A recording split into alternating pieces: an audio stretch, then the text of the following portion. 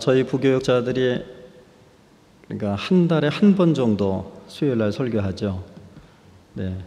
본문 선택하는 것도 어렵지만 설교를 시작하기 전에 여러분들에게 조금 웃음을 드리고 시작을 해야 되는데 어떻게 하면 웃으실까 이거 고민하는 것도 보통 일이 아닙니다.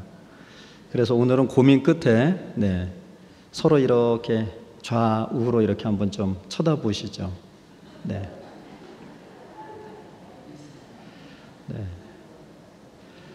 천사의 얼굴을 본다면 아마도 우리 한나 찬양대를 보는 것과 같지 않을까. 네, 아멘. 예배가 이렇게 즐거워야죠. 네.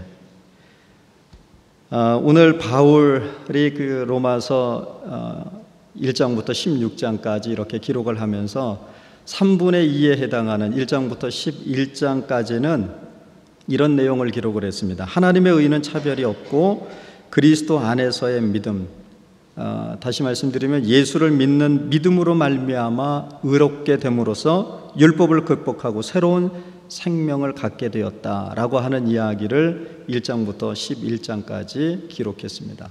그리고 이제 12장부터 15장까지는 그리스도를 믿는 믿음으로 말미암아 의롭게 된 사람으로서 이제 그리스도인들의 삶의 모습이 어떠해야 하는지를 설명하는 본문입니다. 다른 말로 얘기하면 윤리강령 이렇게 얘기할 수 있겠습니다. 그래서 본문은 이렇게 시작합니다. 그러므로라고 하는 말의 사전적 의미를 찾아봤더니 그러한 까닭으로 이렇게 되어 있습니다. 이 말은 오늘 본문을 다시 이렇게 보면 로마서 1장부터 11장까지의 내용과 같은 까닭으로 그리스도를 믿는 믿음으로 의롭게 된 사람은 그러한 까닭으로 무엇 해야 한다 이런 말입니다. 11장까지를 쭉 설명하고 그러므로 그러니까 11장까지 설명되어진 그리스도를 믿는 믿음 안에서 의롭게 된 사람들은 그러한 까닭으로 이렇게 살아야 합니다 라고 하는 말씀을 했다 그 얘기입니다. 쉬운 얘기를 조금 어렵게 했습니다. 네. 그냥 웃으시고 싶을 땐 좀 웃으셔도 돼요. 네. 바울은 하나님의 자비하심을 힘입어서 오늘 우리에게 권면한다고 말씀합니다. 하나님의 자비하심으로 권하노니 라고 말씀하셨죠. 하나님의 자비하심으로 권면하신다라고 하는 말은 지금부터 하는 말이 율법적인 계명에 따른 법으로 하는 말이 아니라 하나님의 사랑 안에서 하나님의 사랑으로 권면한다 이런 얘기입니다. 바울은 믿음의 백성들에게 하나님의 자비하심으로, 다시 말씀드리면 하나님의 사랑으로 지금 권면을 하고 있는 겁니다. 윤리강령은 법 같은 것이 아닙니다. 그러니까 법과는 조금 다르죠. 이 윤리강령이라고 하는 것은 절대적인 것은 아닙니다. 그렇게 무거운 멍에와 같은 것도 아닙니다. 법은 지키지 않으면 어떻습니까? 그에 상응하는 대가를 치러야 하죠. 그러나 윤리강령은 하나님의 사랑으로 주어진 것이며 그 사랑에 감사하여 기쁨으로 행하는 것이기에 은혜와 감사의 규범이라고 할 수 있습니다. 하나님께서 우리 인간들에게 또 우리 인간들을 긍휼히 여기셔서 하나님의 사랑 안에서 베풀어 주신 은혜의 규칙이다 이런 말씀입니다. 바울은 지금 이런 마음으로 오늘 우리에게도 권면하시는 겁니다. 오늘 강제하는 것이 아니라 오늘 하나님의 그 사랑의 마음을 담아서 오늘 우리에게 여러분은 이렇게 살아야 합니다 라고 하는 권면의 말씀을 하는 겁니다. 바울은 이어서 이렇게 얘기합니다. 세번역으로 오늘 본문의 1절 말씀을 제가 읽어드리겠습니다. 여러분의 몸을 하나님께서 기뻐하실 거룩한 산 제물로 드리십시오. 이것이 여러분이 드릴 합당한 예배입니다 라고 말입니다. 우리는 오늘도 예배의 자리에 나와 있습니다. 예수 믿는 사람들 중에 한국인들처럼 예배 많이 드리는 사람도 없고 또 나라도 드물다고 합니다. 전 세계적으로도 유례가 없는 것이 하나 있는데 그게 바로 새벽 기도입니다.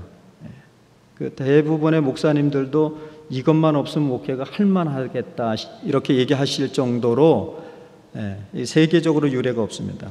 제가 이건 목사님께도 확인했어요. 남미 쪽에는 이 새벽 예배가 없답니다. 한인교회만 있다 그랬어요. 남미에도 한인교회만. 자, 조금 숨이 가쁘긴 하지만 그것만 있는 게 아니죠. 우리 교회는 지금은 하지 않습니다만 금요 철야 기도회, 또 수요 예배, 주일 낮 예배, 그 다음에 주일 오후 예배 또는 주일 밤 예배, 그리고 그것도 모자라서 구역 예배 드리죠. 그 다음에 각 기간별로 드리는 예배가 있습니다. 여전도의 권사회, 남선교회 안수집사회, 그 다음에 교사들은 그 주일학교 시작하기 전에 교사회. 그것만 하는 게 아니죠. 우리 목사님 또 우리 교회 부임하시고 첫 주례를 하시게 되는데 결혼할 때도 예배를 드리죠. 또 애 낳고 100일 됐다고 예배 드리고 1년 됐다고 예배 드리고, 또 어르신들은 회관 맞이해서 예배 드리고, 칠순이라고 예배 드리고, 팔순이라고 예배 드리고. 자, 이제 살았으니까 이제 돌아가실 때가 됐어요. 돌아가시면 또 장례 예배 드리고, 또 일주기 돌아왔다고 추모 예배 드리고, 또 이사하면 이사 예배 드리고, 또 가게 또 사업 시작하시면 개업 예배 드리고, 이렇게 안 세봤습니다만 하여간 수도 없이, 셀 수도 없이 많은 우리는 예배를 드리고 있고, 또 많은 종류의 예배들이 있습니다. 자, 그런데 한번 생각해 보자는 겁니다. 예배 자리에 계신 여러분의 마음 자리는 그럼 어디에 있느냐라고 하는 겁니다. 좋든 싫든 간에 한국 사람으로서 태어나서 한국 교회를 다니면 하여간 지금 열거했던 이 예배들은 하여간 대부분 다 드리고 있는 거예요. 또 드려야 하고요. 그런데 우리가 이렇게 늘 예배를 드리는데, 많이 드린다 적게 드린다를 떠나서 예배를 드리는 이 순간에 우리의 마음 자리는 도대체 어디에 가 있느냐라고 하는 것입니다. 바울은 오늘의 본문을 통해서 우리가 드릴 합당한 예배가 있음을 얘기를 합니다. 개역 개정판에서는 영적 예배라고 번역을 했지만 새 번역에서는 이걸 합당한 예배 이렇게 번역을 했죠. 무엇이 영적 예배이고 합당한 예배이겠습니까? 오늘 본문 1절은 다시 한번 읽어드립니다. 이렇게 말씀합니다. 여러분의 몸을 하나님께서 기뻐하실 거룩한 산 제물로 드리십시오. 이것이 여러분이 드릴 영적 예배입니다. 우리의 몸을 하나님께서 기뻐하실 거룩한 산 제물로 드리는 것이 우리가 드릴 영적 예배와 합당한 예배라고 말씀합니다. 우선 가장 먼저 생각해야 될 것이 우리의 몸입니다. 예배 드림에 있어서 가장 기본적인 것이 몸을 드리는 겁니다. 그래서 오늘 지금 저와 여러분이 몸을 가지고 이 자리에 앉아 있는 거 아니겠습니까? 이건 예배 시간에 우리의 몸, 다시 말씀드리면 이 몸뚱아리, 육체를 가지고 이 자리에 나와 있는 것만을 의미하는 게 아니에요. 그것보다도 훨씬 더 중요한 의미가 있습니다. 우리의 몸을 드린다는 것은 육체뿐만 아니라 우리의 육체와 영혼, 다시 말씀드리면 인간 자체를 하나님 앞에 드리는 거예요. 합당한 예배라고 하는 것은 몸만 앉아 있는 것이 아니라 몸이 이 자리에 앉아서 하나님 앞에 찬송하고 말씀을 들으면서 마음은 다른 데가 있는다. 이건 진정한 예배, 합당한 예배가 아니라는 거예요. 몸은 분명히 여기에 있는데 우리의 마음이, 우리의 생각이 다른 데가 있어요. 그럼 무엇이 진정한 예배요? 합당한 예배겠습니까? 전인적으로 드리는 예배예요. 우리의 몸뿐만 아니라 우리의 생각, 우리의 마음까지를 하나님 앞에 드려야 합니다. 예배하는 그 순간만큼이라도 전심으로 몸과 마음을 다하여 드려야 합니다. 이것을 본문에서는 오늘 제물이라고 하는 말로 표현했습니다. 본래 제물은 어떻게 드립니까? 죽여서 드리는 거예요. 죽지 않은 것을 제물이 될 수 없어요. 왜냐하면 히브리서 9장 22절에 보니까 피 흘림 없은즉 사함이 없기 때문이다 라고 말씀하셨습니다. 우리가 합당한 예배 드림에 있어서 우리의 몸을 드릴 때 전심으로 예배하기 위해서는 제물이 되어서 죽어야 함을 말씀합니다. 그러나 하나님은 정말 오늘 이 자리에 우리가 죽어지기를 바라는 게 아니에요. 하나님은 죽어서 드리는 제물을 말씀하시는 게 아닙니다. 오늘 우리를 거룩한 산 제물로 드리라고 말씀하십니다. 신앙뿐만 아니라 세상에 대해서 아무런 의식적 사고도 없이 세상을 지배하는 사람들이 만들어 놓은 법에 따라서 그들이 가만히 있으라 말하면 그저 그 권력 앞에 피동적이고 수동적인 삶을 살아가고 있는 우리에게 그렇게 하지 말라는 거예요. 가만히 있지 말라는 메시지가 여기에 담겨져 있습니다. 가만히 기득권을 가진 자들이 흘리는 고물이나 주워 먹으면서 별탈 없이 생명을 연명할 수 있다라는 이 생각으로부터 벗어나라는, 권력에 짓눌려 말도 못하고 기죽어 살지 말라라는 것입니다. 여러분, 거룩하다는 것은 다름을 의미합니다. 우리는 그리스도인으로서 세상과 달라야 합니다.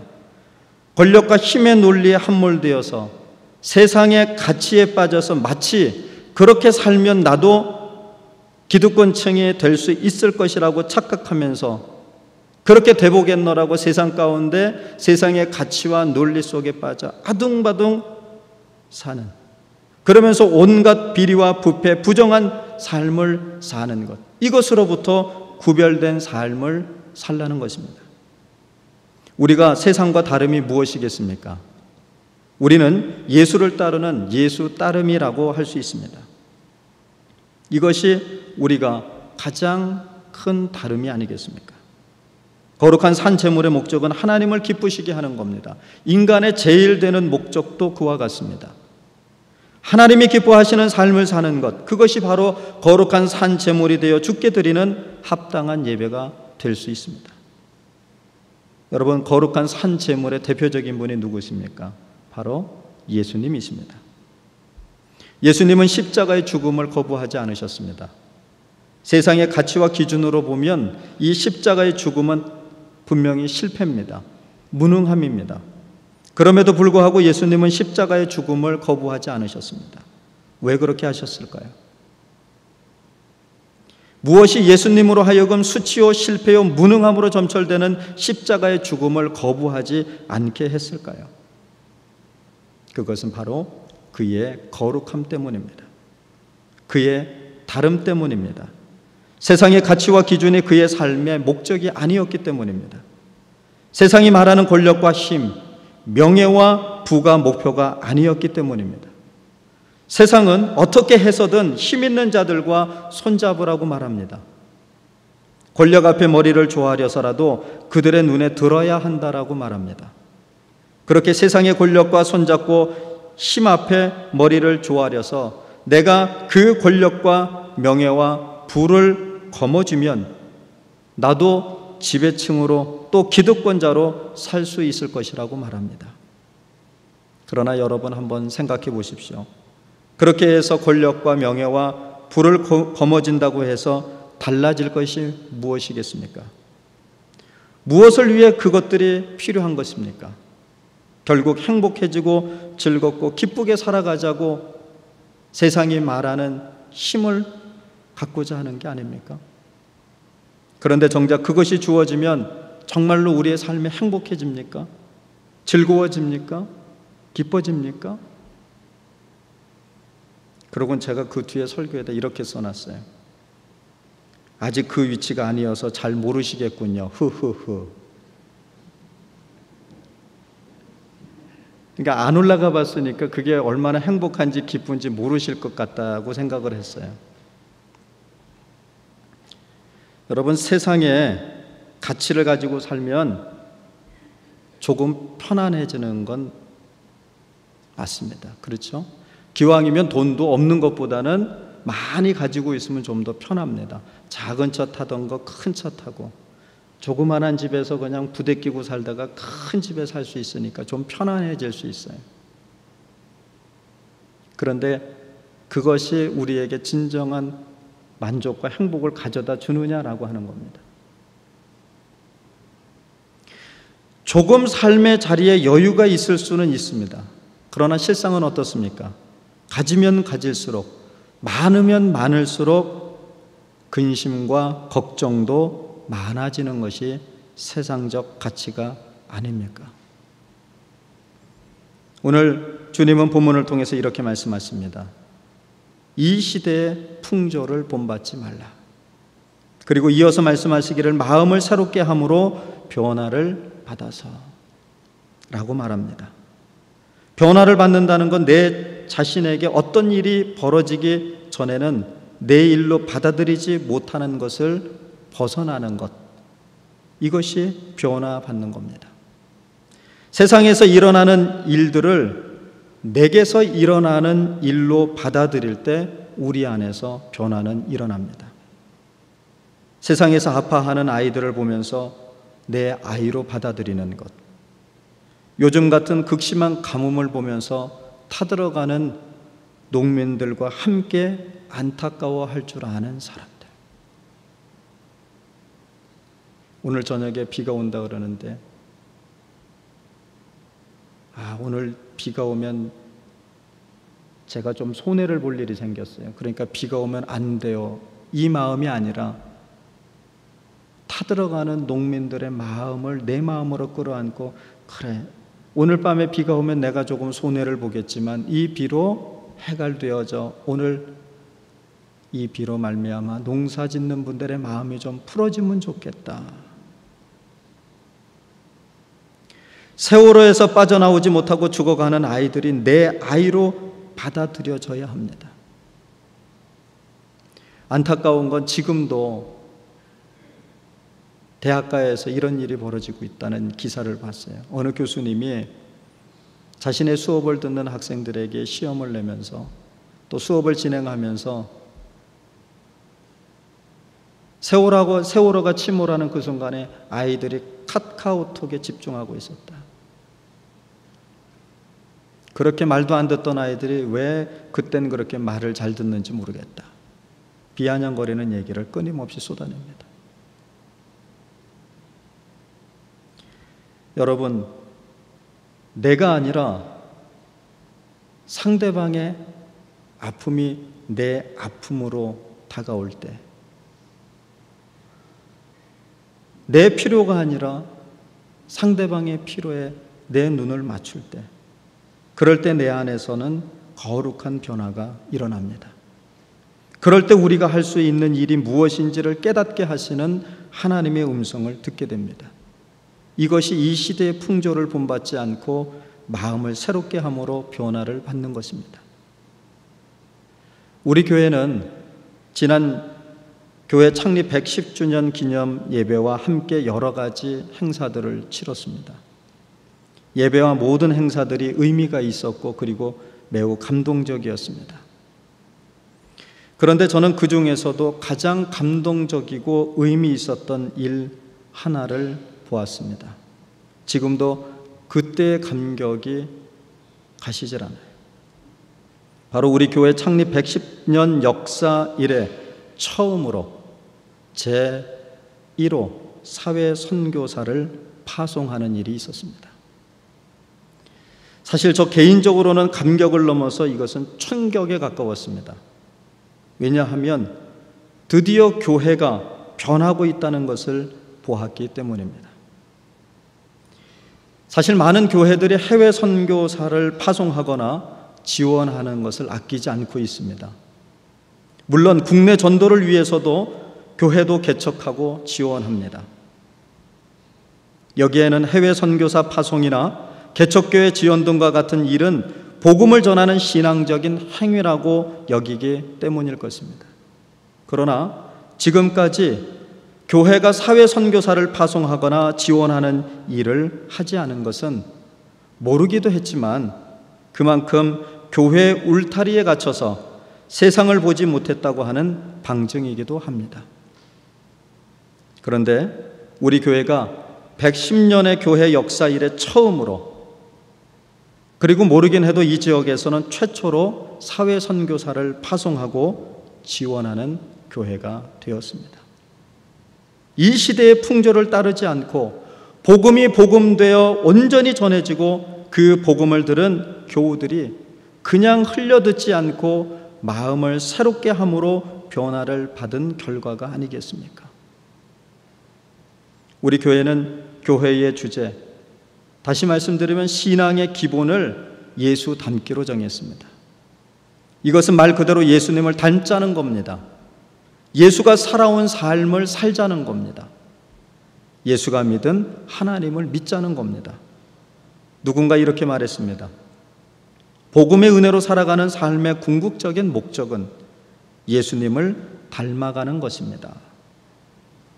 여러분, 우리가 기도하고 찬송하고 예배 드리는 것과 그리고 봉사하고 헌신하는 일련의 행위가 예수님을 닮아 있어야 합니다. 이제는 변해야 합니다. 과거의 신앙관에 매여 있어서는 안 됩니다. 어느 교수님의 책 제목과 같이 예수 없는 예수 교회가 되어서는 이젠 우리도 죽고 우리가 죽으면 세상도 죽을 수밖에 없습니다. 외형적으로 보여지는 것만을 추구하던 성장주의에서 이제 벗어나 마음과 생각과 뜻이 예수님을 닮음으로 변화되어야 합니다. 마치 고린도후서 6장 2절에 지금은 은혜 받을 만한 때요 보라 지금은 구원의 날이로다 라고 말씀하신 것과 같이 이제 지금은 변화해야 할 때입니다.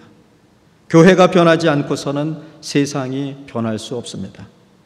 예수 믿는 우리의 마음이 새로워지지 않고서는 세상은 여전히 복음을 외면할 것입니다. 이제 우리는 거룩한 산 제물로 살아가기 위해서 하나님의 선하시고 기뻐하시는 완전하신 뜻이 무엇인지 분별하는 일이 필요합니다. 분별하는 것은 다른 말로 바꿔서 얘기하면 자신을 테스트하는 겁니다. 자신을 시험하는 겁니다. 또 다른 말로 얘기하면 분별한다라고 하는 것은 선택하라라는 말과도 같습니다. 무엇을 선택할지, 어떤 것을 선택해야 할지 늘 자신을 시험하십시오. 나에게는 분명히 유익이 되는 일이지만 우리 공동체, 또 이 나라 이 민족에게, 또 세상에 이익에 반하는 일을 만나면 어떤 선택을 해야 할지 늘 여러분을 시험하십시오. 우리의 선택이 또 우리의 행동이 언제나 하나님 앞에서 진실하며 정의로운가를 살펴야 합니다. 지금까지 한국교회와 교우들은 하나님을 위하여, 교회를 위하여라는 슬로건을 걸고 많은 부정과 부패, 불의한 말과 행동을 서슴지 않고 저질러 왔습니다. 성장주의와 같은 세속적 가치의 복음이 함몰되어 버리고 만몬주의가 교우들과 교회를 장악하고 말았습니다. 이제 한국교회의 위기 상황을 반면교사로 삼고 오늘 바울 사도를 통해서 주신 하나님의 말씀을 깊이 새겨야 할 때입니다. 더 이상 개인 구원에만 머물지 말고 사회 구원에도 관심을 가지고 힘써야 할 때입니다. 이것이 우리를 거룩한 산 제물로 드리는 영적 예배가 아니겠습니까?